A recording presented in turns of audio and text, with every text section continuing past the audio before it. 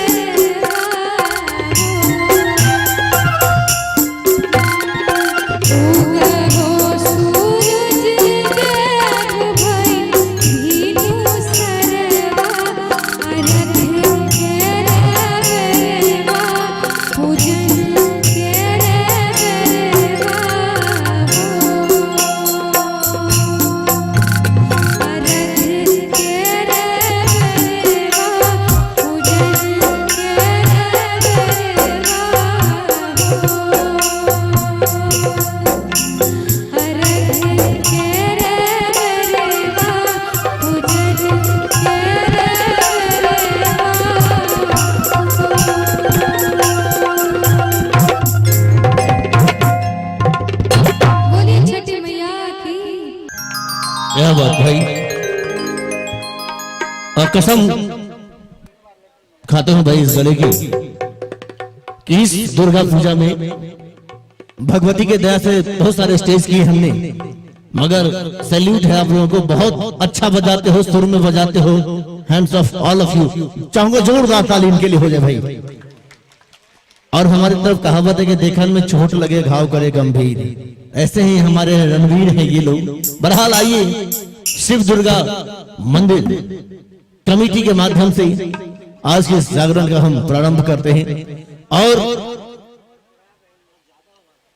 इन सब चीजों का श्रेय एक ही शख्सियत को जाता है, एक ही आदमी को जानता है, वो है हमारे रमेश भाई साउंड ऑपरेटर भाई। अगर ये अच्छा नहीं करेंगे तो अच्छा से अच्छा यहाँ खराब हो जाता है। जोरदार भाई हमारे साउंड ऑपरेटर भाई रमेश जी के लिए यही के हैं, सुने हैं भाई, आप उदा किशनगंज के ही हैं। बहुत बहुत धन्यवाद आपको, बड़ा बेहतरीन साउंड बनाए हैं। आइए बहरहाल जागरण की शुरुआत करते हैं और बड़े ही एहतराम के साथ कहना चाहूंगा कि मैं जो भी करता हूं खुलेआम करता हूं। धन्यवाद, क्या बात भाई। कि मैं जो भी करता हूं खुलेआम करता हूं, किसी की नजरों से छुप के नहीं, मैं तो सरेआम करता हूं। और जागरण की प्रस्तुति करने से पहले मैं गोपाल कुमार पाठक तमाम उदा किशनगंज के भक्तों को झुक के प्रणाम करता हूं, सलाम करता हूं। और आइए, और सच्ची बात यही है कि मैं कलाकार हूं, सारी अदाएं रखता हूं, कभी गाता हूं, कभी नाचता हूं, कभी बजाता हूं, आपका दिल बहलाता हूं। कि मैं कलाकार हूं, सारी अदाएं रखता हूं, और बंद मुट्ठी में आवारा हवाएं रखता हूं। क्या बिगाड़ेगी दुनिया की तूफान मेरी, क्या बिगाड़ेगी ये दुनिया की तूफान मेरी। अरे यारो, अपने सर पे शेरों वाली की दुआ रखता हूँ, अपनी माँ की दुआ रखता हूँ। सब्सक्राइब करें मुकेश म्यूजिक सेंटर चैनल को और बेल आइकॉन दबाइए ताकि नए नए वीडियो को देख सकें।